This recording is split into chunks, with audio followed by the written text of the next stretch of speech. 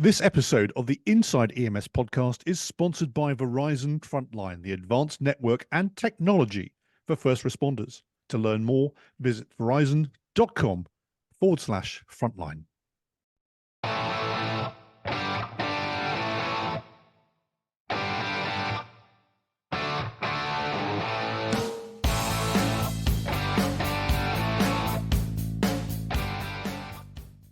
Hello and welcome to this very special crossover edition of Policing Matters, of Inside EMS, and of Better Every Shift. I am the host of the EMS One Stop podcast, Rob Lawrence, standing in for Chris Ceballero, and I'd like to thank you all for joining us and welcome my guests who are also our co-hosts, Jim Dudley and Aaron Zamzow. Gentlemen, welcome. Pleasure. Thanks for having us. Boy, we did this about a year ago and it just seems like yesterday, and you know how much some things have changed and how much they've kind of stayed the same, and it's great to see you guys. Time is moving on, obviously, and we're now coming up to the 23rd anniversary of 9/11, of that tragic event that not only, of course, was in New York, but also in Virginia and in Pennsylvania. And sometimes those latter two kind of fade into the memory. And of course, we remember all of those events that occurred. And we're really going to talk about some of the lessons identified and moving forward later on in the show. But I think it's just kind of worthy remembering that one of the things that struck me when I was thinking about today's show is that 23 years on, we're already going from memory into history. And as I said before we started recording, we have some high school, well, for all high school students, this is history. For most college age folk, including seniors, this is also history and not memory. And therefore, we must make sure that we continue to reflect, remember, and from a public safety sense, learn. So, you know, Zam, where were you 23 years ago? So I was living in Minneapolis at the time. I was not in the fire service, and I was I was in court that day. Long story short, I worked in a bar restaurant, and they got pinched for serving minors. You know, the way that systems work, right? It goes, Jim could be like, yeah, they card them at the door, but then the bartenders are ultimately responsible. So I was defending myself in court actually that day. So not a lot of people know that. So there was actually a lot of tension, believe it or not, in the courtroom. And I think they actually kicked us out and said, we're closing down the courthouse. So then I ran back to my place of employment and watched with horror as everyone else did that day. Yeah, watching with horror. Jim, you were a serving cop in San Francisco, other end of the country, but the impact, I'm sure, was just as much. Sure. I was captain at a station. I got a call at 6 a.m.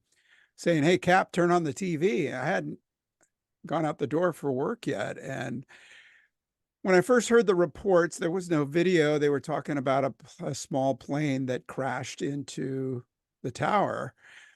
And I imagined it was an accident, that it was a small prop job that went off course and hit the tower. And then amazement, shock, disbelief when the second plane hit. And they had video, and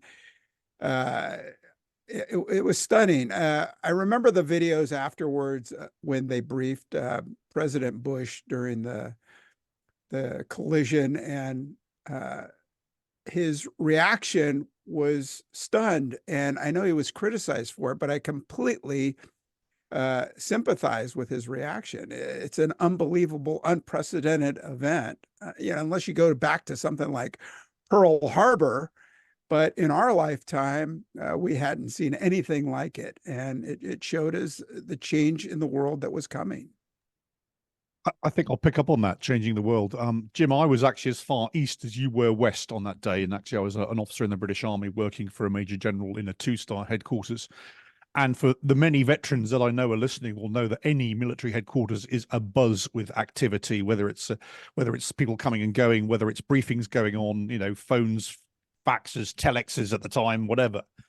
Of course, that day, that moment was absolute silence as we watched open-mouthed, the television unfolding in the US.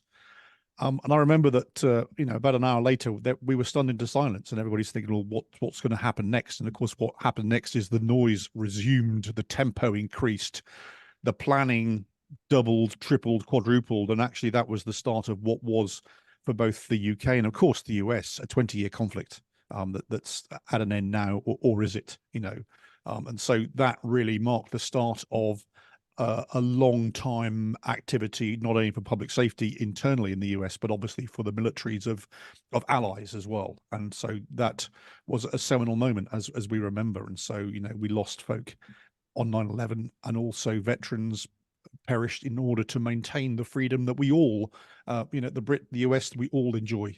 And so that for me was one of those moments, markers in history.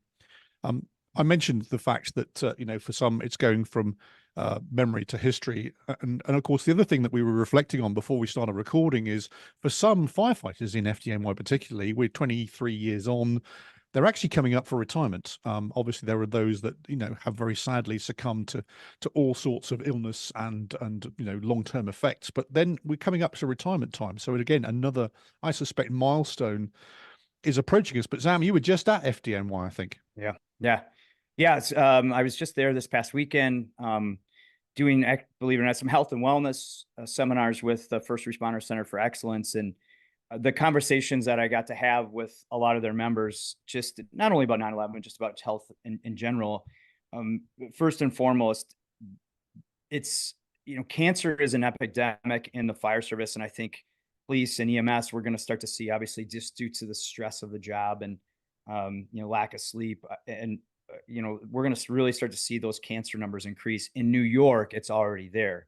You can't walk down I was at the Rock, they call it. And at that training center, everybody is either battled the cancer themselves, has a family member, that's been on the fire department that has, or knows somebody that is currently going through treatment. There is a captain or somewhere on the Far East Side. His wife works in a hospital, and he says every Tuesday he takes the kids to see her, and the cancer ward is on on that same level as a cafeteria. And he says, I've never been there and not seen someone from FDNY there. And so I think just the ramifications of that event were still being seen, and we can't forget that. There, it's really difficult, and it's just something that gave me a great perspective. A lot of their firefighters now, they were maybe even getting on the job then. They were on the mound at some point, and they're having health issues, lung related issues, cancers, and then of course the trauma, the physical, the mental, and the emotional trauma. Going to hundreds of different funerals, and I think at the time we do whatever we can to survive, and as time goes by, those scars really start to have more effect. And so for me, it was just in my face a little bit more, and it comes at a great time for us from the standpoint of being able to convey what I felt and saw. And everyone from someone picked me up from the airport to took me back to the airport, who is waiting on retirement because their lungs are shot, or shoulders and knees and are fried. And part of that too is they had then COVID hit, they had a hiring freeze. So I think the biggest takeaway for me was, we cannot forget how much all of these people sacrificed, not only that day, but then the epic way they recovered, right? Like, if you think about the ramification and watch those videos again, like, that devastated a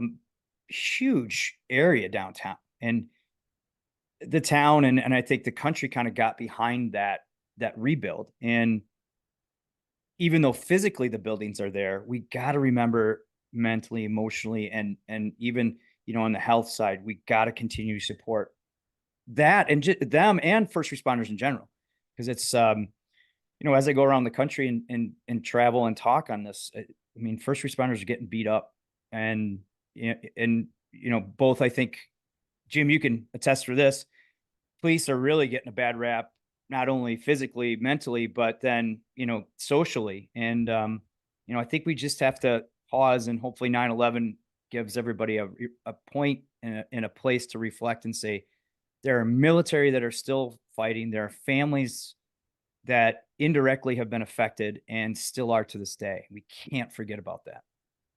I mean, carrying on from what Sam said, Jim, obviously not only are you the Policing Matters podcast host, but also you're a university lecturer, and you spend a lot of time talking to, making an impression on the youth of this generation. I mean, how do you reflect what Sam's just said onto your sort of new cohort of students, for example?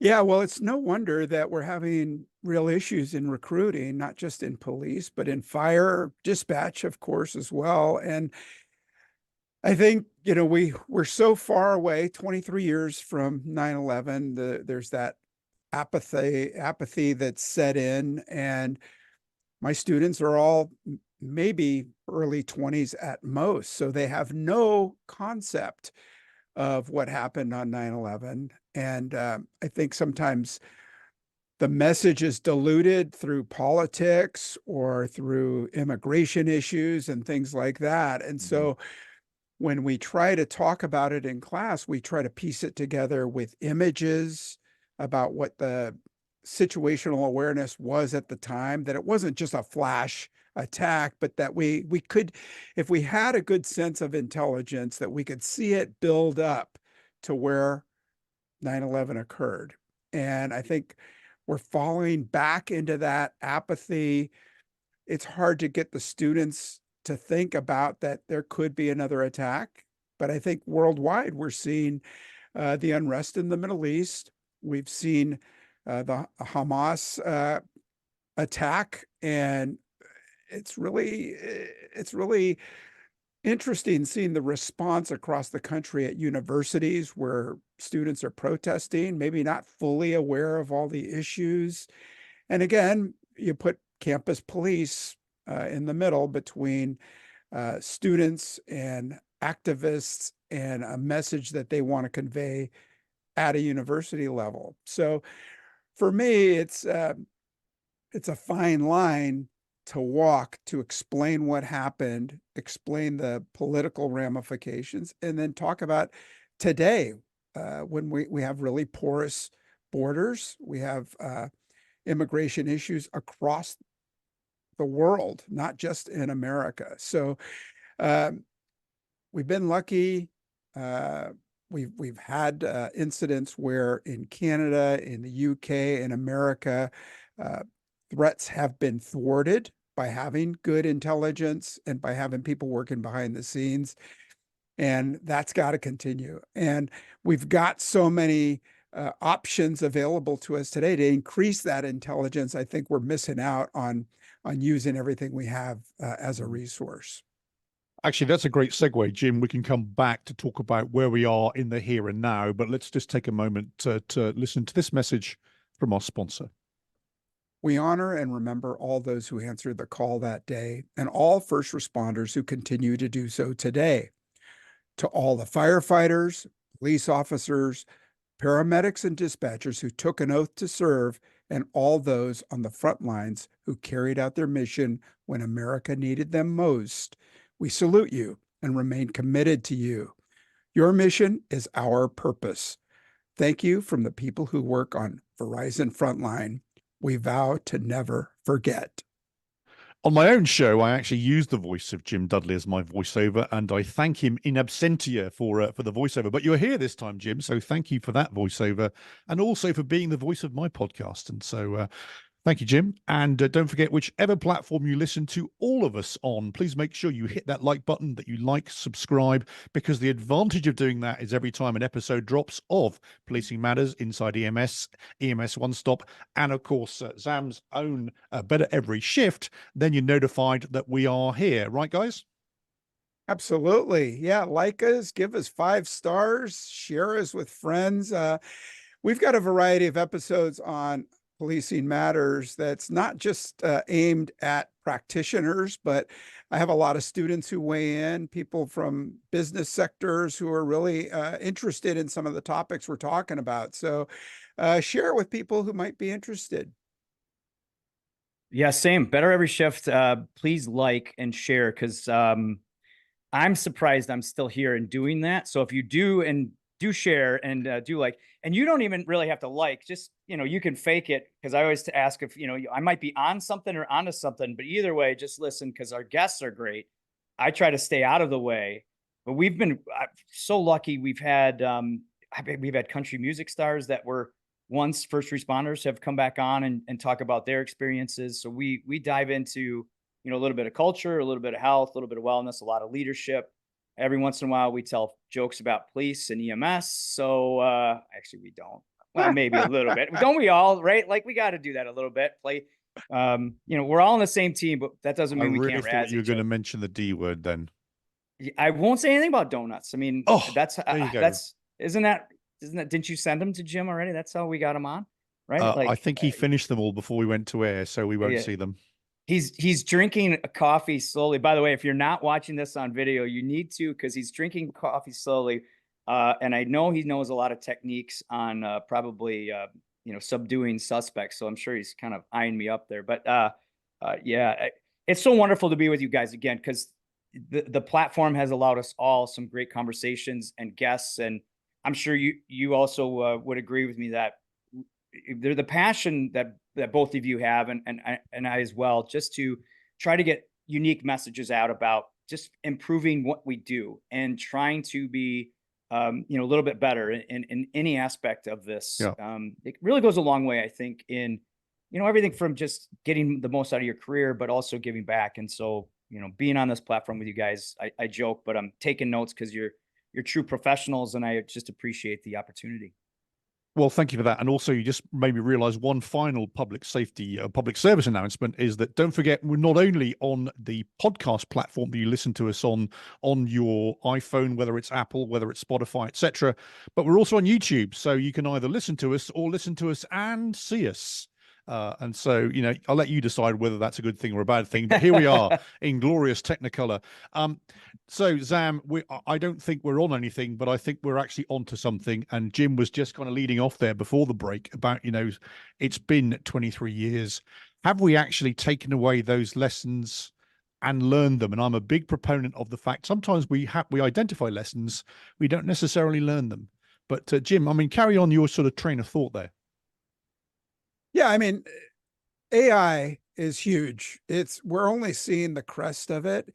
Mm-hmm. And the advantages with AI and linking real-time crime centers to ALPRs, license plate readers, body-worn cameras, fixed cameras from business communities, about residential communities that can share their own video platforms. We could link together crimes and stop potential terrorist threats before they happen, but they certainly have great evidentiary practices that can show us who the suspects were after the fact. I mean, it's a little late, but I mean, we saw from the Boston Marathon bombing all the video that was pieced together that helped catch the Sarnoff brothers, or at least one of them. And I think we're not taking advantage of that. We have a governor in California who's prohibited use of AI, facial recognition, things like that could really help. So hopefully we're using it behind the scenes, maybe with our federal partners. I just had Mike Sena, the director of the NCRIC, the National Center for Intelligence in Northern California. He's also the HIDTA director, the High Intensity Drug Threat Intervention nationally. So I know they are keeping track of the drug supply that's coming through across the borders and across our shipping lanes. And I think, as we knew from 9/11, that there are overlays of those kinds of things about money-making opportunities for transnational groups that are threats to our country. And we need someone, and hopefully DOJ, Department of Justice, is there coordinating these efforts to really get all of these different venues together to synthesize the information and help identify threats. And actually, by the time this particular vodcast goes to air, we would have actually been to and reported from the Real Time Crime Center conference, which is taking place in Phoenix. And I'm going to be down there doing some video capture and hopefully a little bit of reporting. And so that will come certainly to policeone.com very, very soon. So look out and listen in for that as well. Zam, I mean, 23 years on, what's the biggest lesson that we have identified and also learned from? I think to piggyback with Jim, the technology side and the fire service, I think we're even probably a little more apprehensive in certain instances to use technology. But there are some where I've seen, drone usage. When you look at search and rescue, when you look at, in a case like the World Trade Center, you could have drones up to really size up what you're doing from a standpoint of what you're up against, from seeing, safety and where the fire is and possible outlets for rescue. So I think in that manner, the fire service is starting to embrace technology a little bit better. I think the other thing that we are doing well is, and Jim and Robbie, we all talked about this, off camera a little bit, about agencies are starting to work together more. Now, are we to a point where that's really, really solid? I don't think so. But, when you look at like active threats and terrorism, police and fire, I know we're doing joint drills now, at least even on a local basis. I know nationally there's been some things that'll help with the command, process. Talking with some of the people at FDNY, they lost both of their command posts when the buildings went down. And I think we've learned from that.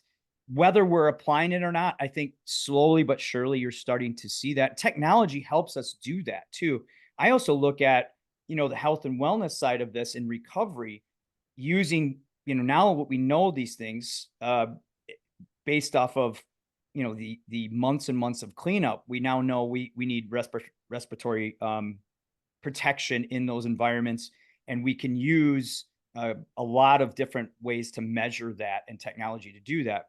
We also, need to just embrace that. And that's the hard part. Some departments say they can't afford it. Some people, they can, and then they don't use it, right? Or they don't update it. So that's what we see. I think there's some really positive things that have come from that, meaning, just the communication, the application of it, of course, as time goes on, we get a little bit better and better and better. And unfortunately, you see, and Jim, you can probably agree with this, or would probably agree, that every time we have an event like this, we need to really dissect it and learn from it. And not only do we need to remember it from those souls that we lost, but we also need to remember it from what lessons we can learn and take.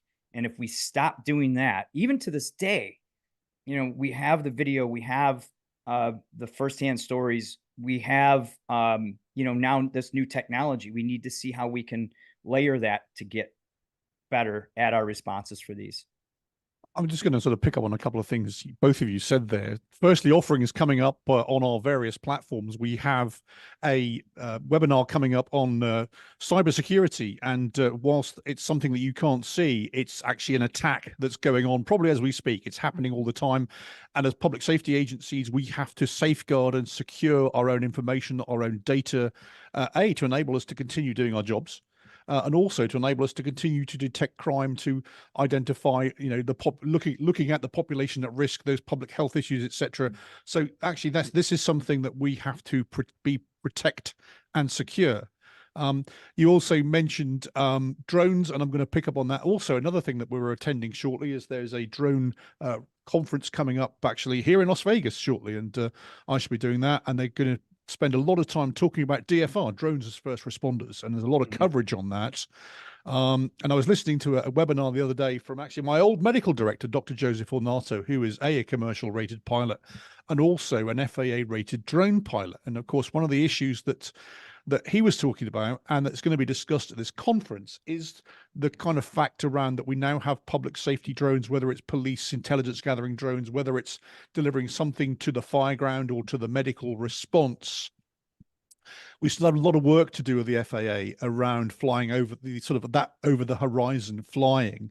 And I noticed from the conference agenda, there's a lot of discussion between public safety experts and the FAA about how do we get over this. Of course, we talk about the technology of having a drone nest where the drone can self-deploy, but the FAA still says you've got to be up on the roof looking around before you press go.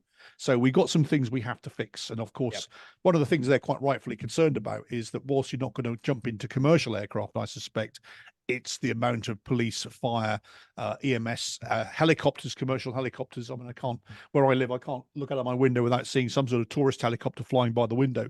So, there's a real concern there, but also it's something we have to get over and solve in order to continue the motion forward. So, I mean, drones are part of the intelligence gathering future, part of the first response future, but I think there's still a little bit of work to do. Yeah, very much so. The fact, though, we're talking about it and they're having conferences on it, right? The government agencies, I think, also have to start to embrace that as well. So I think, it doesn't happen fast enough, right, guys? Like we see this. It's been 23 years. We know that we probably these conversations been going on for 10, and it may be another 5 until we start to get policies and procedures on it altogether. But at least we have to force those conversations a little bit more. The other part too, and I didn't even mention, is, from us on the fire side, hazmat situations, we can use technology a lot more. So these drones or robots we're seeing, we're able to take our personnel out of maybe a hazardous situation. And same thing with PD, using, the technology to not replace, but just try to reduce the risks. And isn't that's what we all try to do. The risk is going to be there, even with EMS. We're going into situations a lot of times where there are mental health issues, and we don't know where that person is, as far as, are they willing, or are they willing, or will they go hurt themselves or us? So yeah, I think, departments need to keep pushing that. Leadership needs to keep pushing that and keep having these conversations. And of course, to make the link between 9/11 23 years ago and what we're talking about now, of course, is that technology, intelligence gathering capability has now come on in leaps and bounds in order to help us ensure that something like this never happens again. So there is a conscious link for those that are listening between the first half and, of course, the second half. But Jim, you've had some amazing guests on talking about sort of the advent of technology, particularly for policing. But what's been most memorable for you? Yeah, no, I think your point about DFR, drones as first responders, is huge. And I know there are exceptions to that visual line of sight rule that are happening. I've been to Skydio and Axon to watch how their drones respond from a rooftop nest, and how I think we're still years away from them being autonomous, that they could fly on their own. We're seeing them dispatched from real-time crime centers. And a couple of departments have been out in front of this. Chula Vista in California has been using Live 911, where they'll send a drone out in advance. And to Zam's point, post 9/11, we got together, we were working as a team from San Francisco to apply for grants. So police, fire, public health, public works, anybody involved in the mayor's office, executive level, got together, and we took all of these scenarios and based our own readiness, our preparedness, our training, our equipment, all of that, and how could we respond to terrorist threats, whether they would be any of the explosive situations or hazmat situations, nuclear, any of those possibilities. And the ability now with the drone to stay remote from the site is huge. We don't know about the radiological aspect or a hazmat or biological threat. Right after 9/11, we're doing these exercises, and Zam wanted to stay right up on it and look at it. They wanted to be there. I think in the few years post, and I think now, we're more comfortable from observing from a distance. And we've seen from active shooters, some of these lunatics will set up secondary devices or even booby traps to get more first responders after the fact. And I understand at some of the larger active shooter situations we've seen that reluctance for fire and EMS to make their entry until it's an all clear. And that's because a lot of times we don't know if there's a secondary shooter or if there are booby trap devices, things like that. That's where these drones are so valuable, and the capabilities of hover, of breaking windows, of making contact with a suspect, visual line of sight, audio. We don't have to throw a throw phone through a window anymore. These drones can do it all. I mean, I think we've had the controversy of arming drones in San Francisco for about 15 days. We got the authority to use an explosive device on a bomb robot or drone, I forget which. And the world reacted and we got shut down. I was amazed that it got the consideration that it did. But that may be coming down the road. When we talk about things like 9/11 and the health effects 23 years later, we've got to do something to make a buffer zone between our live responders and the unknown threats. Yeah. Yeah. Respond when we know we need to. We risk a lot to save a lot. But if we don't know what we're saving, or we don't know, in some cases, we'll just go risk blindly. And I think what you said is this is going to give us an opportunity to maybe make a little bit more calculated risk, and even Rob, like from a triage standpoint, you could send drones in to know kind of what you have in certain rooms. And, that way you can set up your retrieval process, right? With police and fire working together, you can have, EMS staged, ready to go for certain things that you see from these drones. So I think, it can go, it can be very, very, helpful for all agencies combined, but we just need to keep pushing. And I think in places like Denmark, we're already seeing drones delivering defibrillators. And of course, inevitably that will happen here. The next big thing in the EMS world is blood, whole blood, the delivery of whole blood. It's a game changer. And I fully expect to see that's a prime target for drone delivery as well, of course, because, we have a lot of EMS, 15,000 EMS systems registered in the country, believe it or not. If they all had blood, there'd be no blood left. So you have to therefore have some sort of distribution set up to deliver that. And of course, technology will enable us to do that. So as we come to the end, and obviously reflecting on the remembrance of part one and the forward-looking aspect of part two, what are your final thoughts for this particular edition, Zam? Well, I think, we talked about technology, and we talked about not forgetting and really trying to hit home, the significance of that event. And so I like to challenge that this up and coming generation that maybe wasn't involved in 9/11 as much. I mean, they're affected a lot more than they believe. So my first challenge would be is to really find out what effect it has had on things around them, number one. And then number two, we talk about the technology charge. That is the generation that can lead that and can develop that. There might be actual agencies or sections within departments that are just technology, and that's what they're doing is drones and finding ways to keep the front lines safe by using technology. So I challenge them to come up with those ways and serve in unique ways. You don't have to be the front line in all cases. You could be support staff. You could be someone who specializes in health and wellness for first responders. But I know that, it's I'd say it's a caring generation. I think they've been, exposed to a lot, but they're fairly resilient. And I think that they're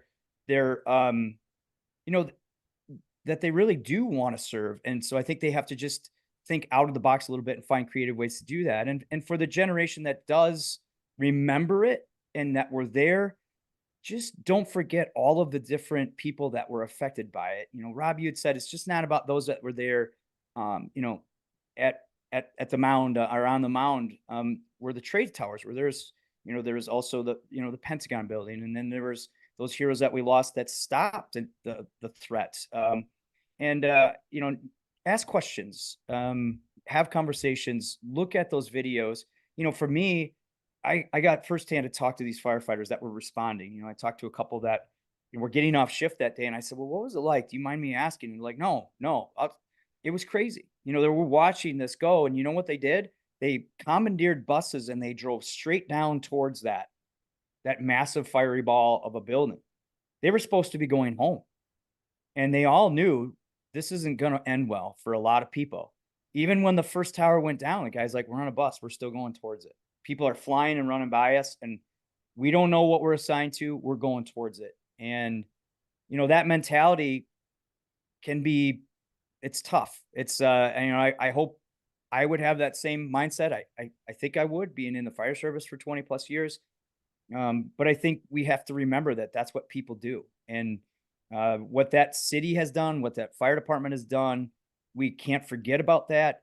And we also have to remember all those other people that were involved with it, and somehow find a way to step up. Strong words, Sam. Jim? Yeah, I would love to see a national, well, actually a worldwide shift from response. We are so response driven. We can't wait for another 9/11 to happen to really decide and do some things. We need to be more prevention driven. And that starts with politicians, legislators, the public at large. It's really hard to justify expenses for prevention because you can't see it. It's hard to quantify what we prevented, but we've got so many opportunities to use technology. Rob, you mentioned cybersecurity. We only touched on it a bit, but that could be a crippling action to a nation, to a world. We've seen some blips on our cell phones and our internet service and things like that. I don't think those are accidents. I don't know if they're issues with the grid or if they are probing attacks. And it can destroy our economic cybersecurity, our communications. It can really open up the doors to mass attacks. And I know nobody wants to think about that when it's not happening, but it's even worse trying to gather ourselves and respond after the fact. So I think we need to be more mindful of, you know, luck and hope are not good strategies at preventing the next attack. I think we really need to be prevention minded. Thank you, Jim, and extremely impactful last comment there, which I'm sure we'll clip and use going forward, because I think that's exceptionally valid. And again, remember, we have a cybersecurity webinar coming up with some extremely capable experts. So we'll talk about this. And the threat's real. It's out there. It's happening in and around us. I can't follow you with those wise words, so I'm just going to give you a poem because, again, as the Brits, I'm this sort of 9/11 outsider, if you like, but actually the British Festival of Remembrance has a one-paragraph poem that we all recite, and I think it's exceptionally appropriate in the remembrance sort of phase of this. And it quite simply says, "They shall not grow old, as we that are left grow old. Age shall not weary them, nor the years condemn. At the going down of the sun and in the morning, we will remember them, and we will carry their legacy forward into today, tomorrow, and the years ahead."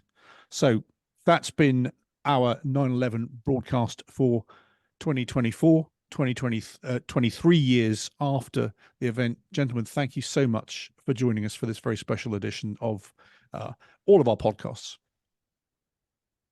Thanks, guys. Awesome. You guys are great and true professionals. And, you know, just thanks for the opportunities. It's great to see you guys. Same. Great. Thanks, Rob. Thanks, Sam. Good talking to you. Good. So on behalf of Zam, Jim, and myself, thank you. Catch us all on our podcast channels. Make sure that you like and subscribe. And so on behalf of all of us, thanks very much, and we'll see you next time. Bye for now.